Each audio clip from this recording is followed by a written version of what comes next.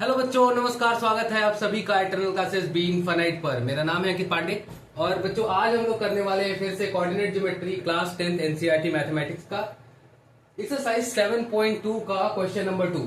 इससे पहले के सारे क्वेश्चन के जो प्लेलिस्ट है वो आपको डिस्क्रिप्शन बॉक्स में मिल जाएगी, वहां से आप उसको कर सकते हैं। सारे क्वेश्चन जाके सॉल्व करिएगा। आज हम लोग क्वेश्चन नंबर 2 देखेंगे कि इसको कैसे सॉल्व करना है। सेक्शन फॉर्मूला हमने पढ़ा था, उन्हीं के बेसिस पर हम आगे के क्वेश्चन और इस क्वेश्चन को भी सॉल्व करने वाले हैं। ठीक है, इस एक्सरसाइज के सारे क्वेश्चन हम उसी सेक्शन फॉर्मूला के बेसिस पे सॉल्व करेंगे। ठीक है, चलिए क्वेश्चन नंबर 2 की शुरुआत करते हैं और देखते हैं। Find the coordinates of the point of trisection of the line segment joining 4, -1 and -2, 3। ठीक है, जरा समझना कह रहा है क्वेश्चन क्या। ये कह रहा है कि मान लो अगर मैं कहता हूं कि ये पॉइंट जो है मेरा ये P है और ये जो पॉइंट है ये मेरा Q है ना। तो जरा समझना कि ये P और Q को जोड़ने वाली जो लाइन सेगमेंट है ना, इस लाइन सेगमेंट के ट्राई सेक्शन वाले पॉइंट्स को पता करना है। ट्राई सेक्शन समझते हो? ट्राई सेक्शन का मतलब इस लाइन के 3 पार्ट करने हैं और जो ये 3 पार्ट कर रहे हैं इसके ये दो पॉइंट, मान लो इनको मैं कह देता हूं कि ये A है और ये B है। तो मुझे कह रहा है कि इन दोनों पॉइंट्स के कोऑर्डिनेट मुझको पता करके बताओ कि ये दोनों पॉइंट्स के कोऑर्डिनेट क्या होंगे। P की वैल्यू हमको पता है, दैट इज 4, -1 एंड Q की भी वैल्यू हमको पता है, दैट इज -2, -3। सवाल ये आता है कि बच्चों इसको हम सॉल्व कैसे करेंगे। तो जरा समझना, अगर मैं कह रहा हूं कि इसको 3 पार्ट में डिवाइड कर रहा है तो यहां से अगर आप देखोगे तो ट्राई सेक्शन का मतलब होता है 3 बराबर हिस्सों में बांटना। 3 बराबर हिस्से में बांट रहा है, इसका मतलब PA है ना equals to AB equals to BQ, ये आपस में इक्वल होगा। समझ गए आप? अब सोचो अगर कि इसकी पूरी लंबाई अगर 3 है तो इसको हम 3 बराबर हिस्से में बांट रहे हैं तो 1 इधर आएगा, 1 इधर आएगा, 1 इधर आएगा, यानी 1:1:1 के रेशियो में डिवाइड होगा, है ना। ये पूरी लाइन जो है वो 1:1:1, 3 पार्ट इसके बराबर बराबर पार्ट करेंगे तो 1:1:1 पार्ट मिलेगा सबको। ठीक है, अब मैं कहता हूं कि मान लो मैं सबसे पहले इस पॉइंट ए को निकालना चाहता हूं। तो ध्यान से सुनना, फॉर ए। ठीक है, अब मैं क्या लेता हूं कि ए को मान लेता हूं मैं x, y। समझ गए? अब जरा तुम x, y को देखोगे तो x, y के लिए मेरा क्या आएगा, p की वैल्यू मेरे पास है, मैं पहले a निकाल रहा हूं। ठीक है, ध्यान से सुनना, a निकाल रहा हूं। तो a के लिए जो p की वैल्यू है दैट इज 4, -1 है ना। q की वैल्यू है -2, -3 है ना।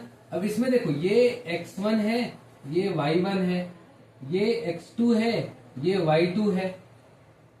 सेक्शन फॉर्मूला के लिए मुझे जो अब चीज चाहिए वो चाहिए m1 और m2।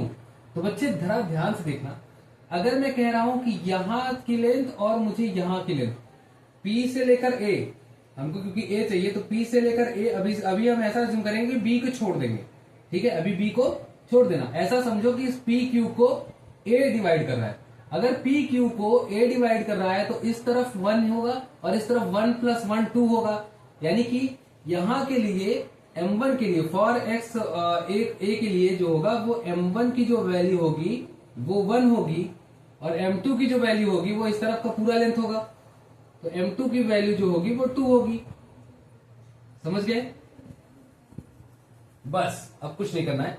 x1 है, y1 है, x2 है, y2 है, m1 है, m2 है, x, y निकालेंगे तो ये है मेरा x, y फिलहाल के लिए। ठीक है, अभी हम ऐसा मान रहे हैं कि ये 3 हिस्से नहीं, अभी ये ऐसा मान रहे हैं कि हम 2 हिस्से लेके चलेंगे। एक बार में तुमको सेक्शन फॉर्मूला में 2 ही हिस्से लेके चलने हैं। तो मैं PQ को मान रहा हूं कि A डिवाइड कर रहा है और A डिवाइड कर रहा है तो A का कोऑर्डिनेट x, y होगा और A अगर डिवाइड कर रहा है तो इस तरफ छोटा होगा, उस तरफ पूरा ये A से लेकर Q तक की लेंथ बचेगी। A से लेकर Q तक की लेंथ 1 + 1 2 हिस्से है और इधर 1 ही है तो 1:2 के रेशियो में डिवाइड हो रहा है। समझ गए? एक हिस्सा 1 है, एक हिस्सा 2 है टोटल। समझ गए? अब लगाओ सेक्शन फॉर्मूला। अब मैं लगाऊंगा अगर x की वैल्यू के लिए तो आएगा m1 x2 + m2 x1 upon में m1 + m2। अगर मैं इसको लगाना चाहूं आगे निकालना चाहूंगा तो क्या निकलेगा जरा देखो, आगे निकलेगा m1 x2 रखो, m1 की वैल्यू 1 है तो मैंने 1 रखी, ठीक है, ध्यान से सुनना, m1 की वैल्यू 1 है तो मैंने 1 रखी। x2 की वैल्यू क्या है जरा बताओ, तो x2 की वैल्यू अगर देखोगे यहां से तो -2 है, तो x2 की वैल्यू मैंने रखी -2 प्लस m2 की वैल्यू 2 है, और x1 की बच्चे देखोगे तो x1 की वैल्यू 4 है ना, अपॉन में m1 प्लस m2 रखोगे तो m1 इज 1 और प्लस m2 इज 2। यहां से जब निकालने जाओगे तो आगे क्या बचेगा तुम्हारे पास, ये बचेगा 2 1 जा 2 यानी कि -2, ठीक है, -2, और ये बचेगा प्लस का 4 2 जा 8 और अपॉन में 2 + 1 3। यहां से जो वैल्यू निकलेगी x की वो क्या निकलेगी, वो निकलेगा -2 + 8 इज 6 और 6, 3 इज 2। तो यहां अगर देखोगे तो x की वैल्यू बच्चे आ गई है 2, ठीक है। अब अगर x की वैल्यू 2 आ गई है, सेम इसी तरीके से हम y की वैल्यू निकाल लेंगे। तो अगर y की वैल्यू देखोगे तो y की वैल्यू के लिए आता है m1 y2 plus m2 y1 upon में m1 प्लस m2, ठीक है, वैल्यू रखो, m1 इज 1 है ना, y2 इज व्हाट, y2 की वैल्यू देखो, y2 की वैल्यू इज -3 प्लस m2 की 2 है, और y1 की देखो, y1 इज -1, ठीक है, अपॉन में m1 प्लस m2 है। y की वैल्यू निकालो जरा, y की वैल्यू निकालोगे तो 3 1 3 -3 हो जाएगा और इधर आ जाएगा -2, है ना, अपॉन में ये क्या आ जाएगा, जरा देखो, ये आ जाएगा 3, ठीक है, m1 प्लस m2 इज 3। तो यहां से जब वैल्यू निकालोगे तो -3 - 2 इज -5 अपॉन में 3। तो y की वैल्यू जो आई है वो आई है -5 अपॉन में 3। यहां से अगर तुम देखोगे तो a के जो कोऑर्डिनेट आएंगे, a का इसका कोऑर्डिनेट जो x, y आएगा वो आएगा 2, -5, 3, -5/3। तो a के कोऑर्डिनेट मेरे पास ये है, समझ गए बच्चे, कैसे निकालना है। तो हमने इस बार a को माना है, b को छोड़ दिया है अभी हमने। अब जब b की निकालेंगे तो a को छोड़ देंगे, तो इधर साइड ज्यादा हो जाएगा, उधर साइड कम हो जाएगा, तो इधर 2 हो जाएगा, उधर 1 हो जाएगा, समझ गए, बस कुछ नहीं करना है, बस वैल्यू रखनी है। आया समझ में, करो, ठीक है, स्क्रीनशॉट ले लो इसका और फिर चलते हैं हम वैल्यू निकालने। एक बार मैं आंसर मैच कर लेता हूं, 2, -5, ठीक है, आंसर सही है हमारा बिल्कुल। तो इसको a के लिए मेरा ये कोऑर्डिनेट आया, स्क्रीनशॉट ले लो। फिर चलते हैं क्वेश्चन नंबर, इसी के क्वेश्चन नंबर दूसरे पार्ट पे, यानी कि b के कोऑर्डिनेट निकालने के लिए, समझ गए। चलो अब देखो मैं क्या करता हूं, अगर मेरा तुमको x1 आ गया है तो अब मैं खाली क्या करूंगा, b की वैल्यू निकालूंगा, और b की वैल्यू के लिए थोड़ा सा चेंज करना पड़ेगा हमको, ठीक है। वो थोड़ा सा चेंज क्या है, तो थोड़ा सा चेंज देखोगे अगर तो फॉर b,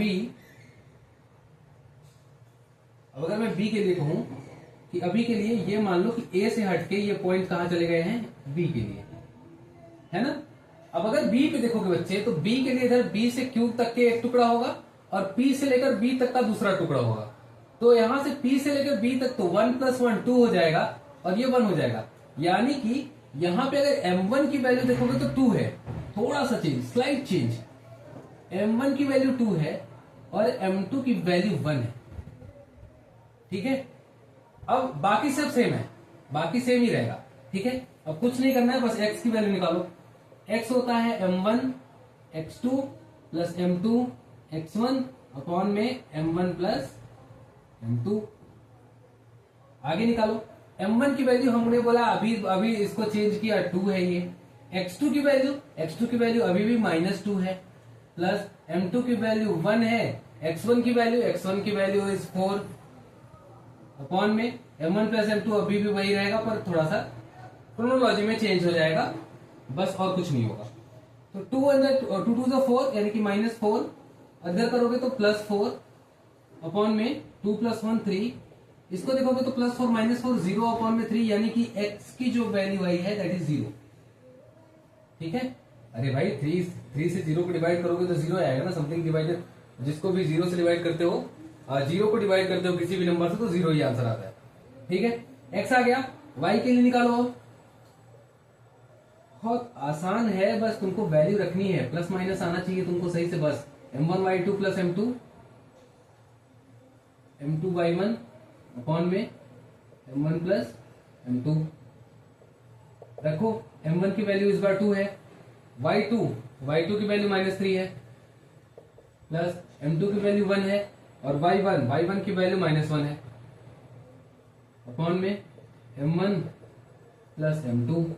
y की वैल्यू रखो बच्चे, 3 2 6 -6 हो गया, और ये तो 1 ही रहेगा, तो -1 अपॉन में 2 + 1, -6 - 1 इज -7 अपॉन में 3, तो y की वैल्यू जो आई वो आई -7 अपॉन में 3।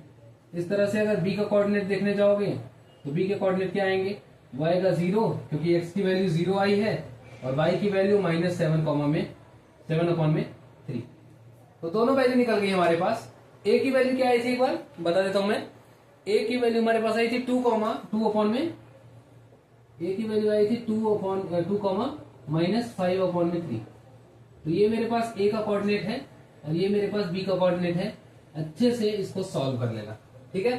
स्क्रीनशॉट ले लो इसका भी। और यहां पे हमारा क्वेश्चन नंबर 2 बच्चे हमारा सॉल्व हो चुका है। ध्यान देने वाली चीज ये है कि जब से तुमसे ट्राई सेक्शन बोले या 4 पार्ट में बोले या 5 पार्ट में बोले, कुछ भी बोले, उनको ऐसे तुमको डिवाइड कर लेना है। 3 पार्ट में बोला तो 1 2 3, ठीक है, 2 लाइन खींचनी है। 4 पार्ट में बोलेगा तो 1 2 3, 3 लाइन खींच के 4 पार्ट में डिवाइड करना और सबको 1 1 1 1 वैल्यू देना, और एक बार में एक पॉइंट की वैल्यू निकालना। एक तरफ छोटा, एक तरफ ले लेना, बाकी सबको दूसरी तरफ ले लेना, ठीक है। समझ गए, आया समझ में। तो जितने भी चाहे पार्ट बोले, आज से पार्ट वाले क्वेश्चन में तुमको दिक्कत नहीं होनी चाहिए, है ना। अगर दिक्कत आएगी तो फिर से बताना, मैं कोई एग्जांपल 4.5 पॉइंट का भी लेके कर दूंगा, समझ गए। लेकिन करना है तुमको ऐसे ही, हर बार 2 पॉइंट लेना है बस, 1 2 ये शुरू और लास्ट वाला, और एक बीच में कोई पॉइंट ले लेना है। समझ में आया। डिवाइड ऐसे ही करना है 1 1 1 के रेशियो में, और उसके बाद छोटा बड़ा देख लेना है, किधर बड़ा है किधर छोटा है। समझ गए। चलो, तो ये हमारा क्वेश्चन नंबर 2 था। क्वेश्चन नंबर 2 हम लोग सॉल्व कर चुके हैं। अगले वीडियो में मैं आपसे मिलूंगा फिर से क्वेश्चन नंबर 3 के साथ, ठीक है। चलिए पढ़ते रहिए, कोई डाउट हो तो कमेंट बॉक्स में लिखना मत भूलना। Thank you so much.